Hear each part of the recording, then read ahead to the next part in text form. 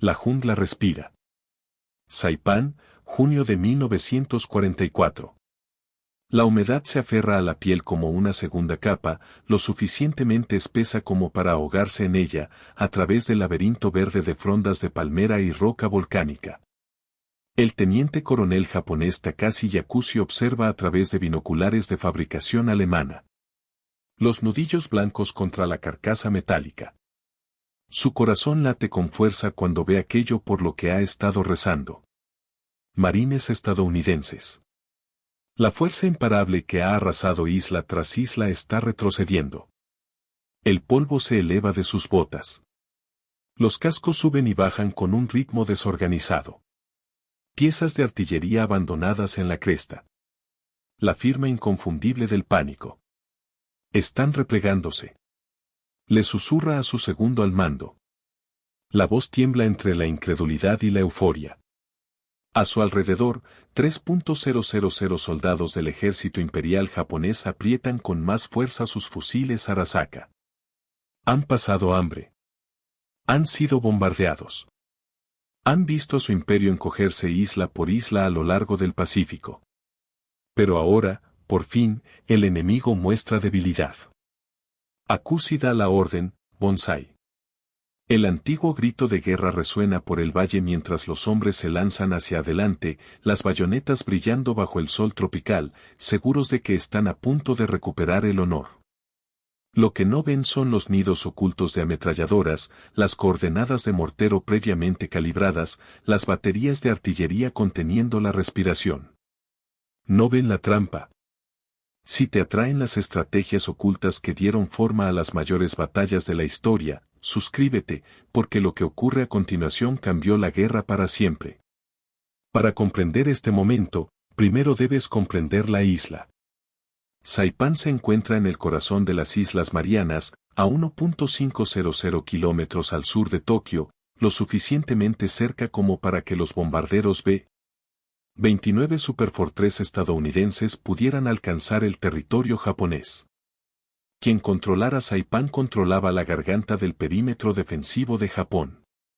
La isla no era solo estratégica, era existencial. Para junio de 1944, Estados Unidos había pasado 2 años abriéndose paso a través del Pacífico en lo que los historiadores llaman salto de islas. Guadalcanal, Taraba, Kwajalein. Cada batalla enseñó lecciones brutales escritas con sangre. Nunca subestimar las posiciones defensivas japonesas. Nunca asumir la rendición. Y nunca, jamás, cargar a ciegas contra defensas preparadas. Pero los marines aprendieron algo más. Aprendieron a leer a su enemigo. La doctrina militar japonesa veneraba la acción ofensiva. El código Bushido exigía atacar, no retirarse. La defensa era aceptable, pero solo como preludio de un contraataque. Esto creó una vulnerabilidad psicológica. Los comandantes japoneses esperaban que las retiradas enemigas fueran genuinas, señales de debilidad que debían explotarse de inmediato. Los comandantes estadounidenses, liderados por el teniente general Holland Howling M. A. de Smith, reconocieron este patrón. Si los japoneses no podían resistirse a perseguir a un enemigo en retirada, entonces la retirada misma podía convertirse en un arma. La pregunta era, ¿podían lograrlo sin perder el control? El plan surgió de la desesperación disfrazada de innovación. En el estrecho puesto de mando a bordo del USS Rocky Mount, el general Smith estudió mapas topográficos con su estado mayor. El interior de Saipán era una pesadilla. Crestas volcánicas, jungla densa y cuevas de coral que convertían cada avance en una picadora de carne. La inteligencia estimaba 30.000 tropas japonesas atrincheradas en posiciones que habían pasado meses fortificando. Un asalto directo costaría miles de vidas estadounidenses. Pero Smith había notado algo durante batallas anteriores en islas. En Taraba, cada vez que los marines retrocedían para reagruparse, las fuerzas japonesas no podían evitarlo. Cargaban. En Eniwetok, el mismo patrón. Era casi pavloviano. Mostrar debilidad, activar la agresión. ¿Y si les hiciéramos creer que nos retirábamos a propósito? Sugirió el coronel William O'Brien, un veterano condecorado que había sobrevivido a Guadalcanal. No huir, retirarse de forma controlada, pero hacerlo parecer lo suficientemente caótico como para atraerlos fuera de sus posiciones. La sala quedó en silencio. La doctrina militar predicaba mantener el terreno, nunca ceder. La retirada, incluso una retirada falsa, se sentía como herejía. Pero Smith comprendía algo más profundo. El orgullo mata con la misma certeza que las balas. Si podían convertir la doctrina ofensiva japonesa en un arma, transformar la agresión en vulnerabilidad, podrían aniquilar a las fuerzas enemigas en terreno abierto en lugar de sacarlas de cuevas fortificadas. La retirada falsa no era cobardía. Era una sentencia de muerte con camuflaje. La preparación comenzó en secreto y con un nivel obsesivo de detalle. Los marines ensayaron la retirada en Guadalcanal antes de la invasión, practicando movimientos que parecían caóticos, pero seguían una coreografía precisa. Las unidades debían retroceder lo suficientemente rápido para parecer presas del pánico, y lo suficientemente lento para mantenerse bajo control. Demasiado convincente y provocarían una retirada real. Demasiado obvio y los comandantes japoneses olerían la trampa. Las baterías de artillería cartografiaron cada cresta, cada claro, cada ruta de aproximación que los japoneses podrían usar. Los coordinadores de apoyo de fuego marcaron coordenadas en los mapas con círculos rojos, zonas de muerte esperando cobrar vida. Los equipos de morteros excavaron posiciones ocultas con campos de tiro superpuestos, escondidos bajo frondas de palmera y redes de camuflaje. En alta mar, destructores y cruceros de la marina pusieron a cero sus cañones sobre objetivos previamente seleccionados. Los operadores de radio establecieron canales de comunicación de respaldo por si las líneas principales fallaban durante el caos. Los sanitarios se posicionaron en puntos de repliegue, preparados para las bajas si el tiempo se deslizaba. La operación dependía de una sincronización medida en segundos. Retirarse demasiado pronto y los japoneses no morderían el anzuelo. Demasiado tarde y los marines serían arrollados. Y, lo más crucial, la retirada falsa requería confianza. Los marines debían creer que sus oficiales no estaban entrando en pánico de verdad, que la retirada era teatro, no realidad. Un solo escuadrón rompiendo la formación de verdad podía hacer colapsar toda la operación. En la guerra, la línea entre el genio y el desastre suele ser solo el tiempo, y el tiempo lo era todo. 15 de junio de 1944. El amanecer se abrió sobre Saipán con el trueno de los cañones navales. La invasión comenzó según lo planeado. 8.000 marines atacando las playas bajo una lluvia de acero de fuego de cobertura. Las defensas costeras japonesas estallaron de inmediato, tiñendo el oleaje de rojo. Los hombres se arrastraron sobre arrecifes de coral bajo el fuego de ametralladoras, treparon por arena volcánica y avanzaron hacia el interior a través de muros de explosiones. Para la tarde, las fuerzas estadounidenses habían asegurado una cabeza de playa de 3 millas de profundidad, pero el interior seguía siendo territorio hostil. Las fuerzas japonesas mantenían las alturas, atrincheradas en posiciones que parecían talladas en los huesos volcánicos de la isla. El fuego de artillería caía desde el monte Tapachao, el pico más alto de la isla. Francotiradores abatían a los marines desde palmeras y bocas de cuevas. Durante 3 días, el avance se abrió paso en incrementos brutales. Cada 100 yardas costaban vidas. Los contraataques japoneses llegaban de noche, cargas de bonsái aullantes que se estrellaban contra las líneas estadounidenses como olas humanas. Algunas rompían el frente. La mayoría moría en montones de cuerpos que marcaban el punto máximo de cada asalto. Pero el general Smith observaba y esperaba. Su trampa requería las condiciones adecuadas. Comandantes japoneses demasiado confiados agotaban las líneas estadounidenses y utilizaban un terreno que canalizaba al enemigo hacia zonas de muerte preparadas. El 18 de junio, la inteligencia informó que las fuerzas japonesas se concentraban cerca del aeródromo de Tonipak para una gran contraofensiva. El escenario estaba listo.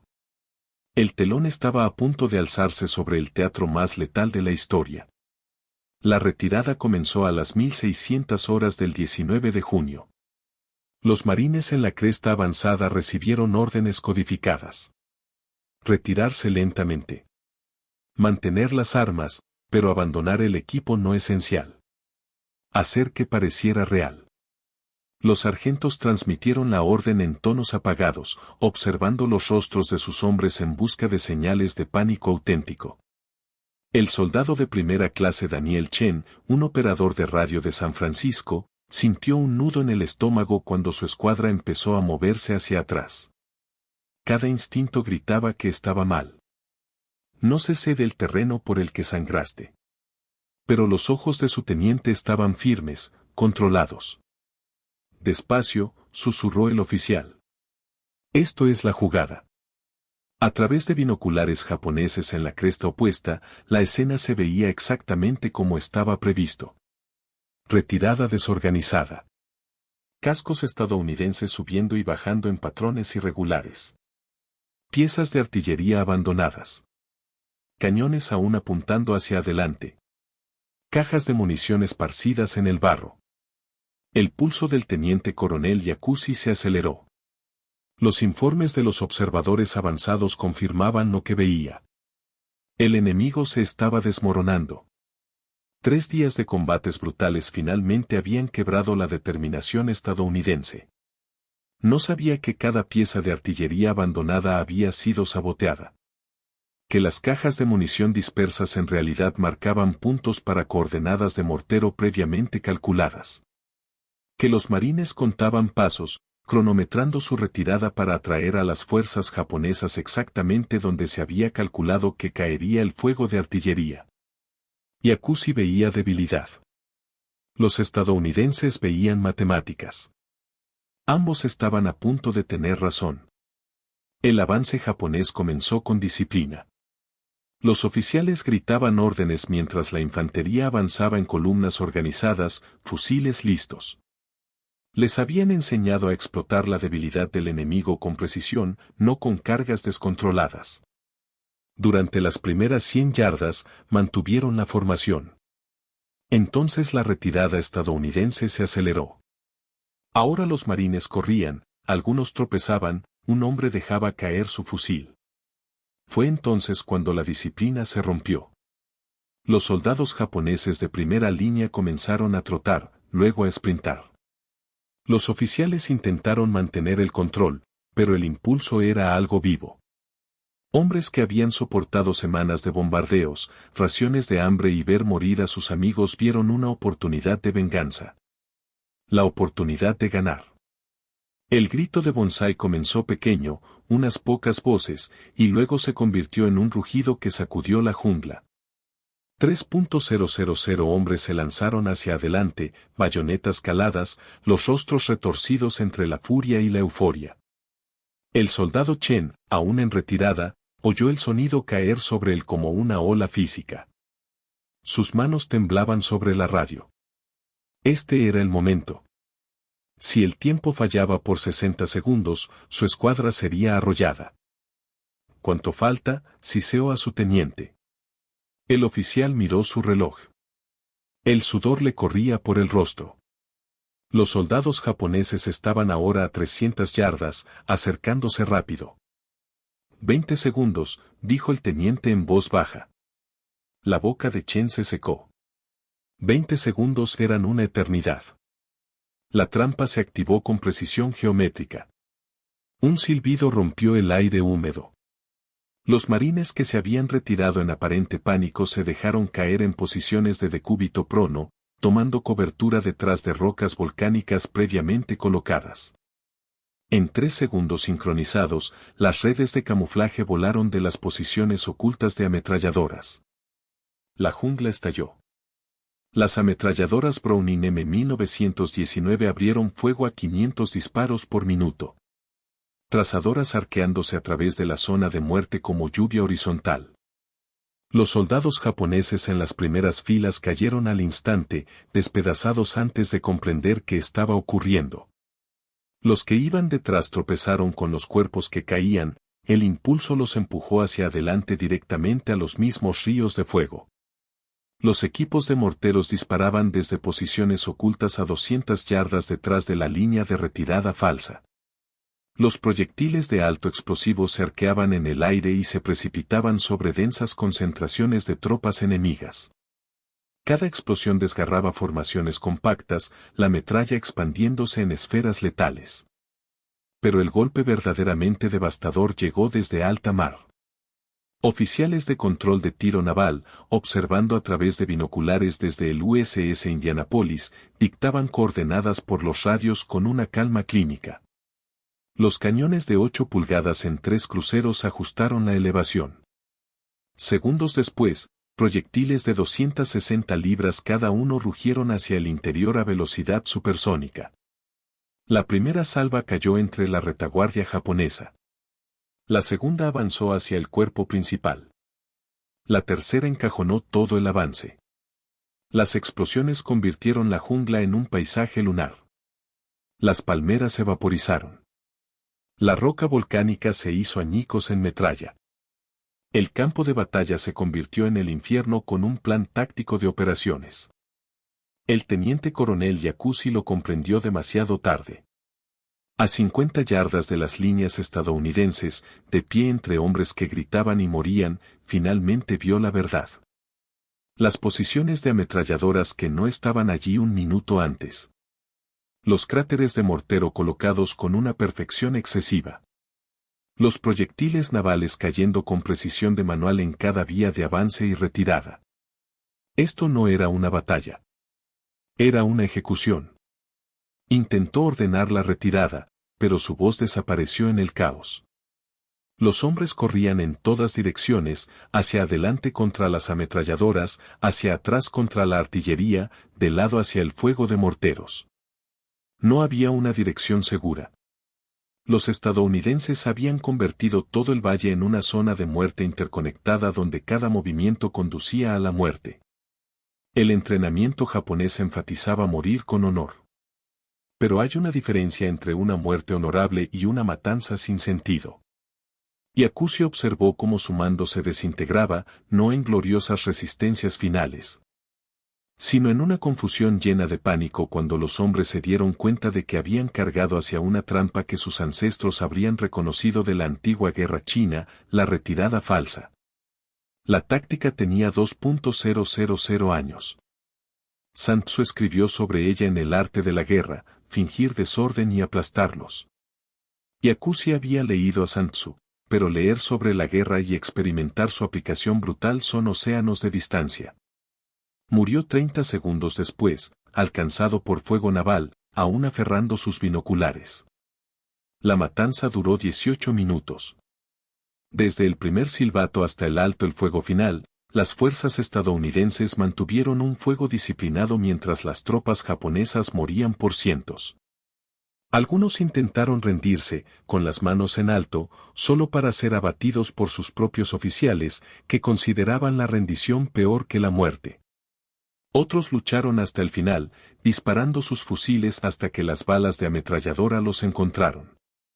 El soldado Chen, apoyado contra roca volcánica con su radio crepitando misiones de fuego, observó morir a hombres a 50 yardas y no sintió nada.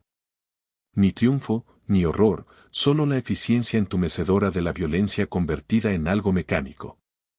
La artillería continuó machacando zonas previamente designadas. Los equipos de morteros dispararon hasta que los cañones se pusieron al rojo vivo. Los cañones navales solo guardaron silencio cuando los observadores confirmaron que no quedaba movimiento alguno en el área objetivo. Cuando el humo se disipó, el resultado táctico fue clínico. Aproximadamente 2.800 soldados japoneses muertos o heridos. Bajas estadounidenses, 43. Las matemáticas de la guerra de emboscadas escritas en cuerpos. Pero los números no capturan lo que ocurrió en esos 18 minutos. No muestran al capitán japonés que se disparó a sí mismo en lugar de retirarse. Al cabo de marines que vomitó al darse cuenta de cuántos había matado. Al artillero naval que no pudo dejar de temblar durante 3 días. La victoria no es limpia. Las tácticas no son incruentas. Y la retirada falsa, por brillante que fuera, por exitosa que fuera, dejó manchas que ninguna cantidad de justificación estratégica pudo borrar. La guerra convierte a las matemáticas en monstruos. El general Smith recorrió el campo de batalla a la mañana siguiente. Los cuerpos yacían en patrones que contaban la historia. Las concentraciones más densas en el centro de la zona de muerte. Grupos dispersos cerca de los bordes donde algunos casi escaparon. Cadáveres aislados marcando donde los heridos intentaron arrastrarse a un lugar seguro antes de desangrarse. Los sanitarios estadounidenses se movían entre las secuelas, buscando supervivientes. Encontraron pocos.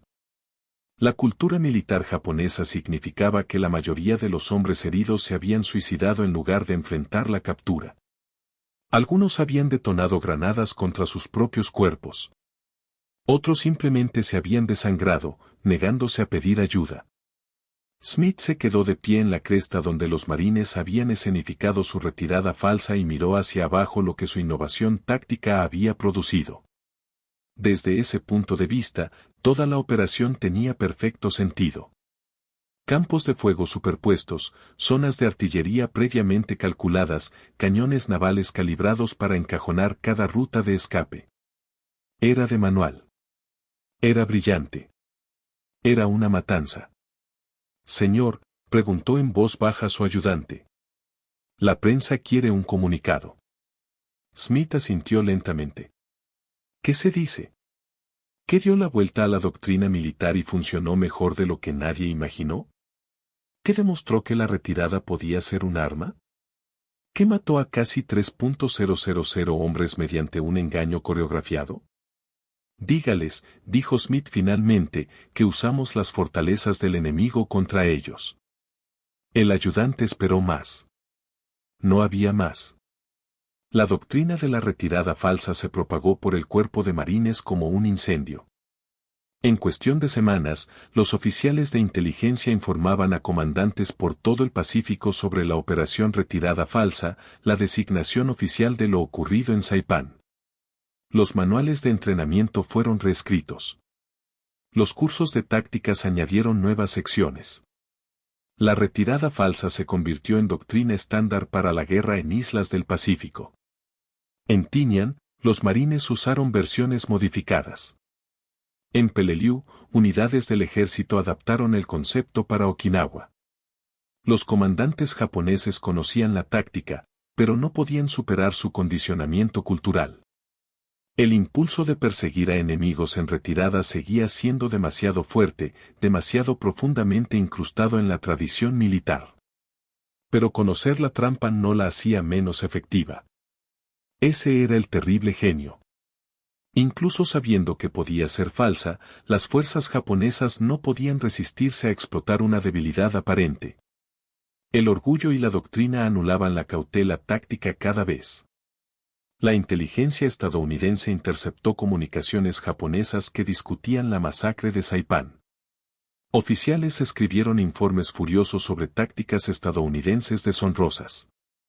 Algunos abogaron por operaciones de engaños similares.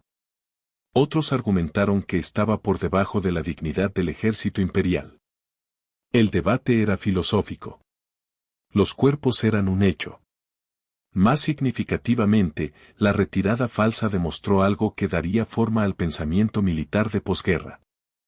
En la guerra moderna, la manipulación psicológica podía ser tan mortal como la potencia de fuego. Comprender los patrones de toma de decisiones de tu enemigo significaba que podías convertir sus propios instintos en armas contra él. Sun Tzu lo habría probado, pero nunca tuvo que contar los cuerpos. La verdadera revelación llegó meses después en salas de guerra lejos del Pacífico. Analistas estratégicos que estudiaban la operación se dieron cuenta de que sus implicaciones iban más allá del éxito táctico inmediato. La retirada falsa demostró que la guerra de la era industrial no había eliminado los engaños antiguos. Los había amplificado. Las comunicaciones por radio permitían retiradas coordinadas a mayores distancias.